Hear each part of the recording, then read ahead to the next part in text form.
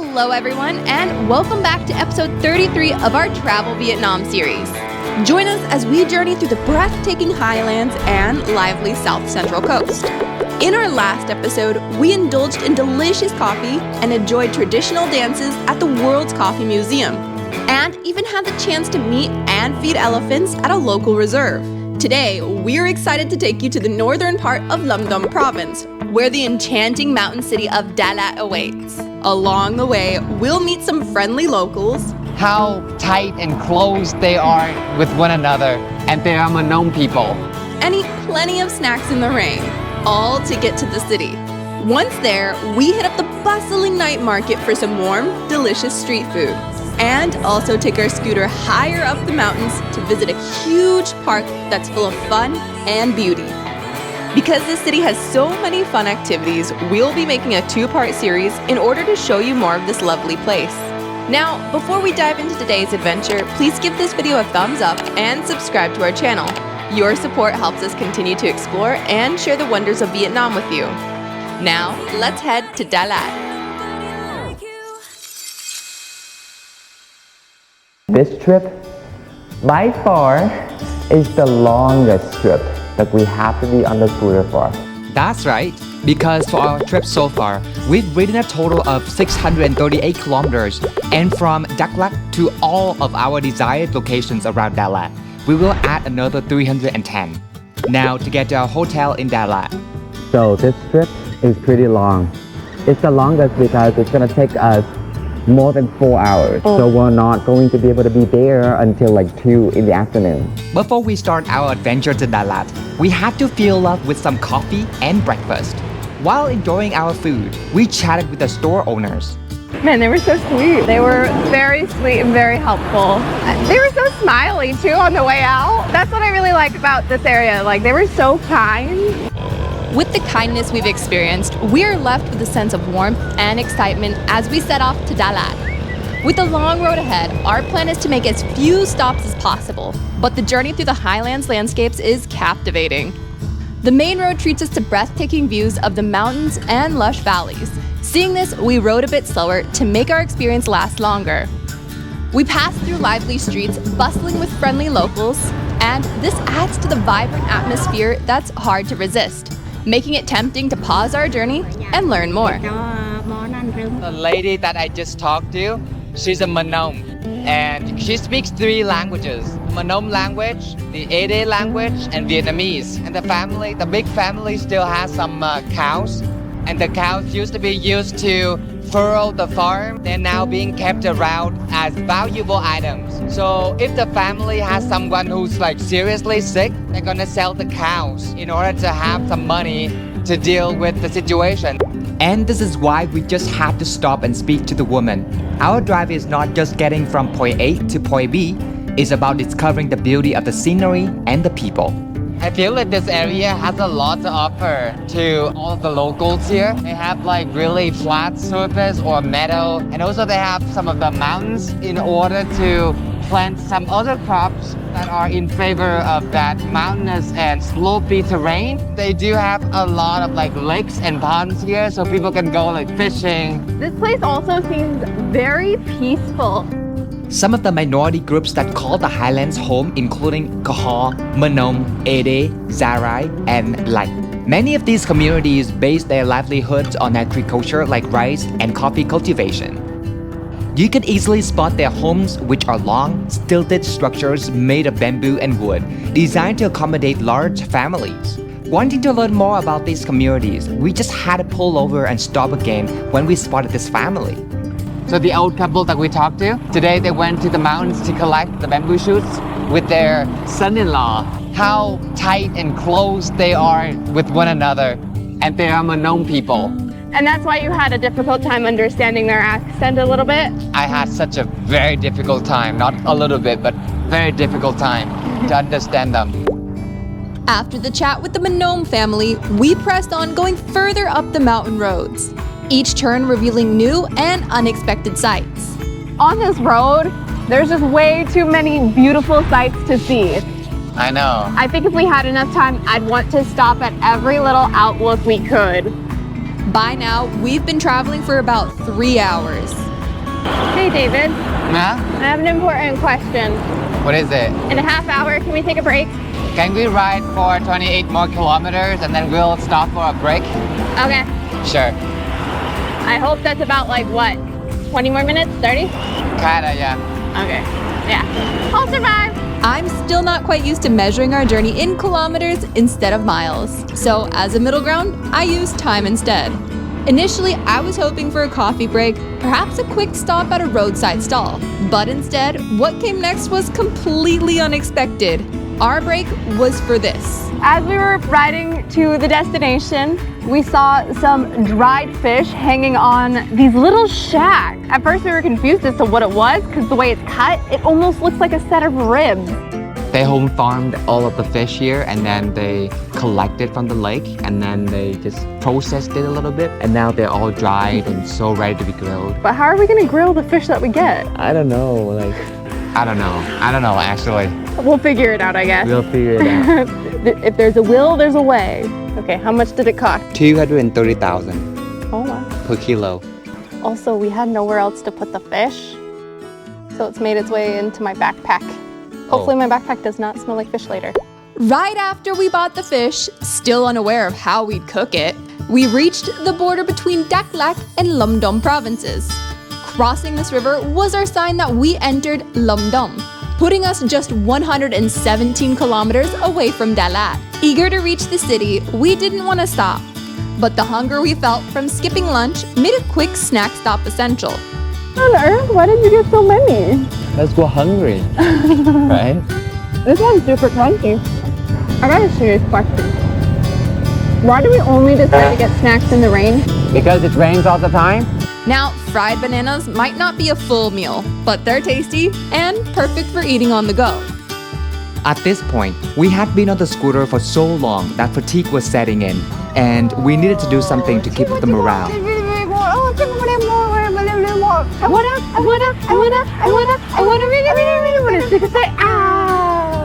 Yeah, we gotta find a way to keep ourselves entertained during the more difficult moments. Singing along the way didn't quite cut it, so we decided to stop one last time for a quick coffee break, and unexpectedly got treated to some surprise entertainment.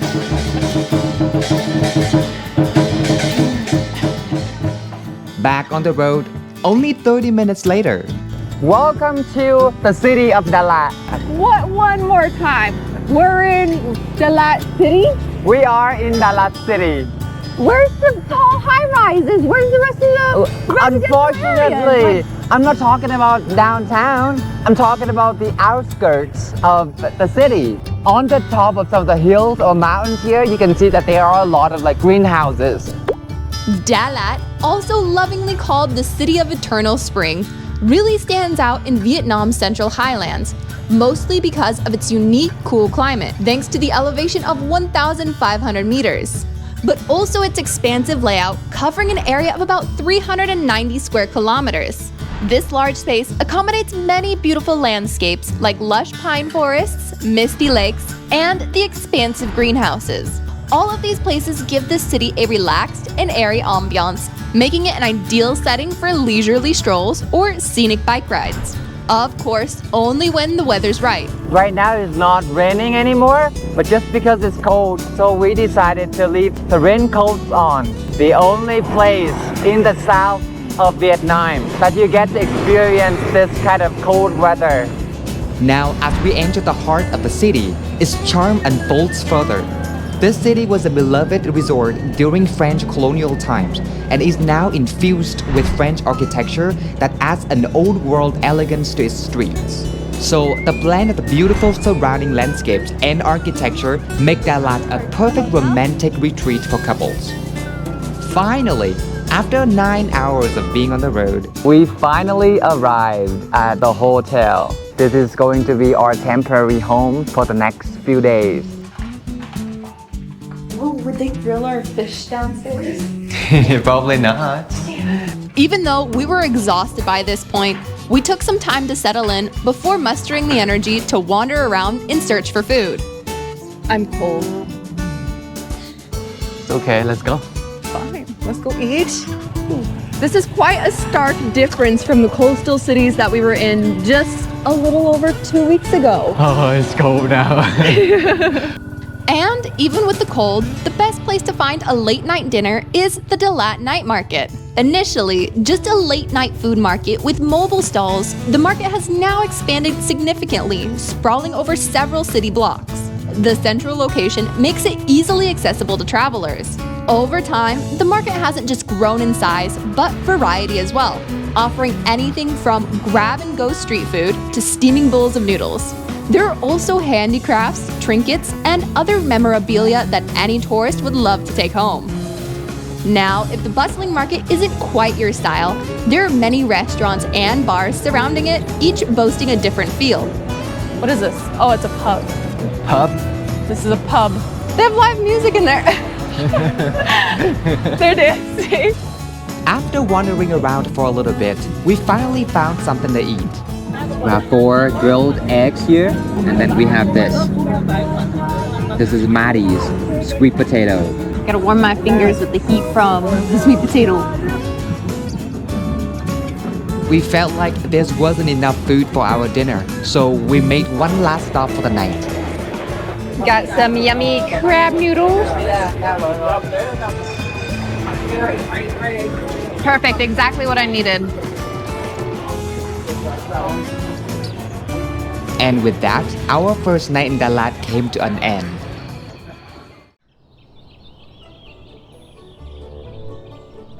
Today, we're setting out from our hotel in Ward 10, one of Dalat's 12 wards.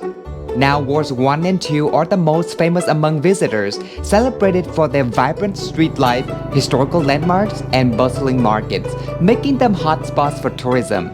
But we don't have these spots on our itinerary today. Our plan is to travel 25 kilometers to see other famous spots further from the city center.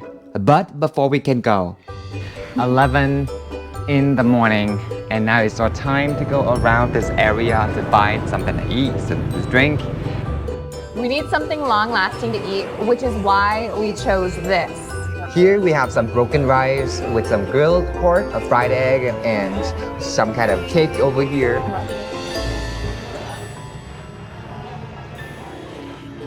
With our bellies full, we headed off to our first stop, the Clay Tunnel. Instead of hurrying though, we took our time to really soak in the feel of the city. I really do love like the style of the Western houses here, like the European houses, as opposed to like that really narrow house that you typically see throughout most of Vietnam. It just makes it feel a little bit more spacious, not so cramped, and makes you feel like you're almost in the countryside. I could definitely see why this city would be very appealing to live in.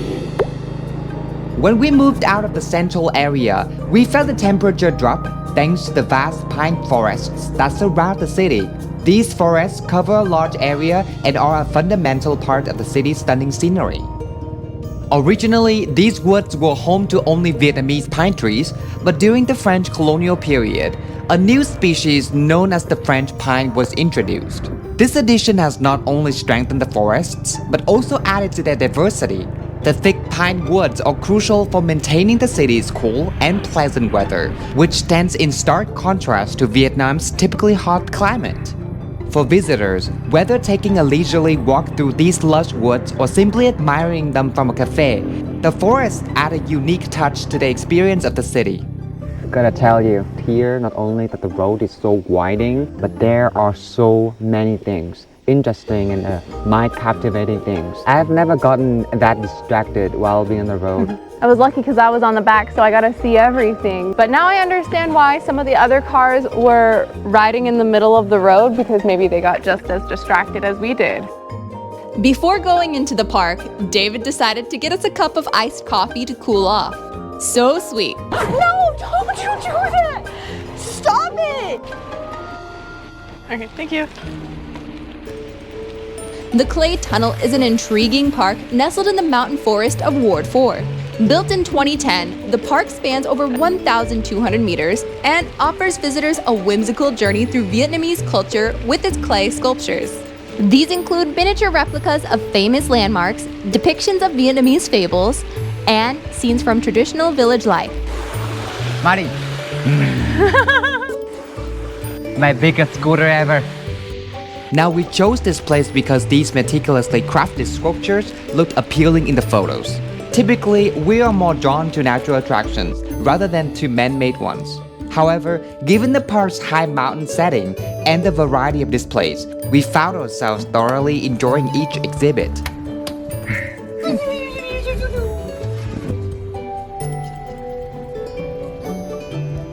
Now, go ahead and play. Take me to church, I'll worship like a dog. Okay, now we are headed towards the two-faced statues. And no, it's not one head double face. It is two heads facing each other. Look like a couple that's about to kiss. This infinity pool here is a perfect spot for stunning check-in photos, as it is where nature and artistry harmonize beautifully. Among the captivating features at this tranquil spot is the sculpture of two large human faces gazing at each other, symbolizing a meeting of minds and cultures. This sculpture was created to represent Dr. Alexander Yersin, a pivotal figure in the history of Dalat. He is credited with discovering the region and playing an essential role in its transformation into a vibrant city celebrated for its educational and health institutions. On our way out, we found some more interesting attractions. You get hit by one of those love arrows, you're gonna fall in love with someone. Now we do have some COVID-19 park here too. I'm in here to see what the artist has to say about the vaccine or the virus itself. Look here, the virus restrains you. All is this? That one's a little bit harder. Let's see. Okay, so the virus is at the bottom. The world is on top. Court is now in session. I sentence you all to life in prison. Okay, I'm getting out of here because there's a lot of cobwebs. As this park isn't too big, we were able to walk through this whole place in under 2 hours. And that's with us taking our time to have some fun along the way. After all that walking and playing, we were ready for a snack, and we found just the thing as we were heading out. Would you like some chestnut cakes? Sure, let's try a chestnut cake. The yellowish gray core is because it's made of chestnut, and the other one is purple, or a little darker because it's made of walnut. I think I like the walnut one more. So the walnut trumps that one. The chestnut, yeah, I agree. Jumping back on the scooter, we headed off to our next destination, Tuyen Lam Lake, the largest lake in Dalat, covering an area of approximately 320 hectares. So this lake, besides Xuân Hương Lake, is one of the two most beautiful lakes in Dalat. So you see like how breezy it is and how crystal clear the water is. Everything looks so poetic here. Formed in the early 1980s as a result of damming Tuyen Lam River, this reservoir was primarily created to supply water for irrigation, hydroelectric power generation, and domestic use in the surrounding areas. With the lake being surrounded by lush pine forests, it makes it a popular place that provides a tranquil atmosphere with many activities like fishing, boating, hiking, and camping, making it a perfect spot for outdoor enthusiasts. It's a very beautiful, very serene place. This would be like the perfect place to have a little picnic. Hey, David. Hmm? Be careful going back up there. It's a long and dangerous trek. And that is the second most beautiful lake in Dalat. Definitely come see this lake if you are here. It is so worth it. You said what I wanted to say. I stole the words right out of your mouth. Up next is Datanla Waterfall that is tucked away into a lush park. By the way, I just felt some raindrops. Oh wow, they have the rope course right here. They're ziplining through here somewhere. So, if we decide to walk to the waterfalls, area 1 and 2, we're definitely gonna get caught in the rain. Not a good day for the waterfalls. No, it's not. Let's get out of this area before it does start raining and we get caught in it. Yeah. Don't worry, even though we skipped this waterfall, we'll be seeing 2 grand ones in part 2 of the series. Those ones are going to be epic.